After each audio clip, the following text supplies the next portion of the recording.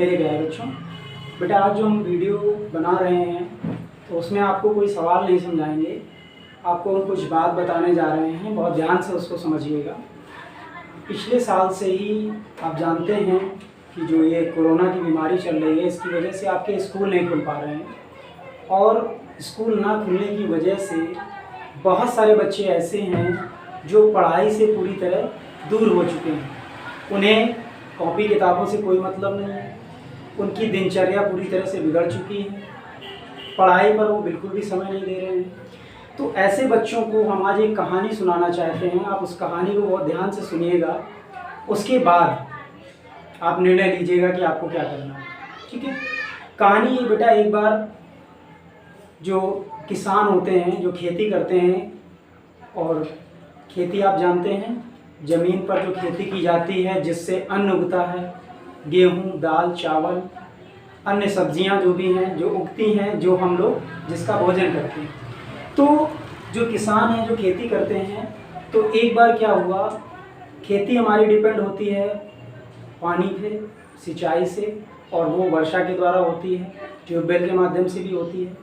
लेकिन एक बार क्या हुआ, बहुत समय पहले की बात है, उस समय ट्यूबवेल वगैरह के साधन नहीं थे हमारे पास, तो किसान पूरी तरह से डिपेंड थे बारिश पे। तो एक बार क्या हुआ, जो इंद्र भगवान थे उन्होंने एक फैसला लिया। उन्होंने किसानों से ये कहा कि अब हम 12 वर्षों तक बारिश नहीं करेंगे। उन्होंने किसानों की परीक्षा ली। उन्होंने कहा हम 12 वर्षों तक बारिश नहीं करेंगे। तो किसानों ने सोचा कि अगर ये 12 वर्षों तक बारिश नहीं होगी तो फिर हम लोग 12 वर्षों तक खेती नहीं कर पाएंगे, और जो भी हमारे पास जो भी हमारे पास अन्न है, जो धन है, वो सब खर्च हो जाएगा और आगे के लिए हमें बड़ी समस्या होगी। तो उन्होंने इंद्र देवता के पास एक साथ सामूहिक रूप से जाने का फैसला किया। गए उनके पास और उनसे प्रार्थना की कि हे प्रभु, आप बारिश कर दीजिए, नहीं तो हम लोग भूखों मर जाएंगे। तो इंद्र भगवान बहुत चालाक, उन्होंने जो है अपनी ऊपर कोई भी डिसीजन नहीं लिया। उन्होंने सारा डिसीजन डाल दिया किसके ऊपर, शंकर भगवान के ऊपर। और उन्होंने ये बोला कि जिस दिन शंकर भगवान डमरू बजा देंगे उसी दिन बारिश हो जाएगी।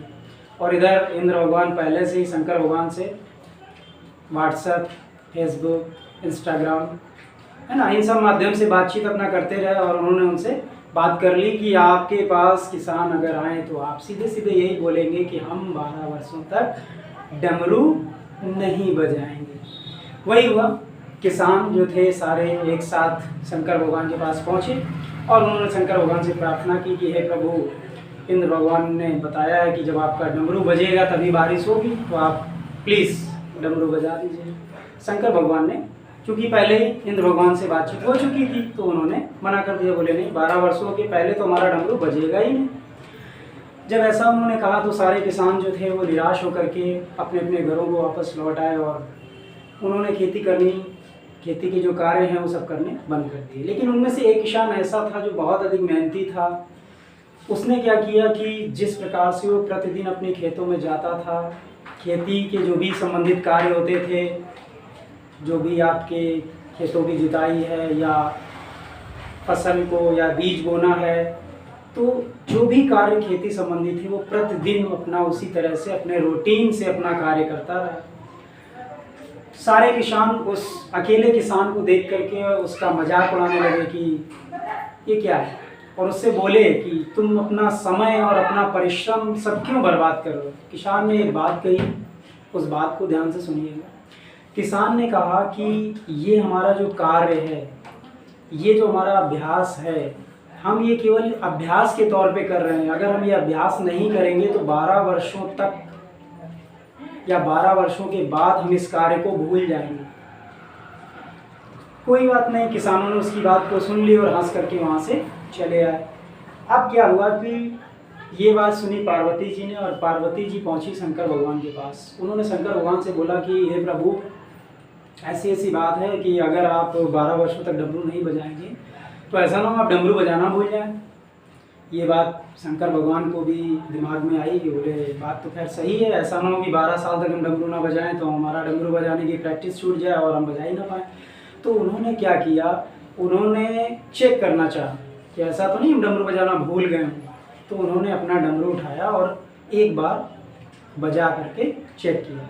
जैसे उन्होंने डमरू बजाया तुरंत आसमान से बारिश होने लगी, और वो जो किसान था वो पहले से ही अपना कार्य करता चला आ रहा था, बीज भी बो दिए थे उसने, तो उसकी फसलों में पानी पहुंच गया और कुछ समय बाद उसकी खेती जो है हरी भरी हो गई।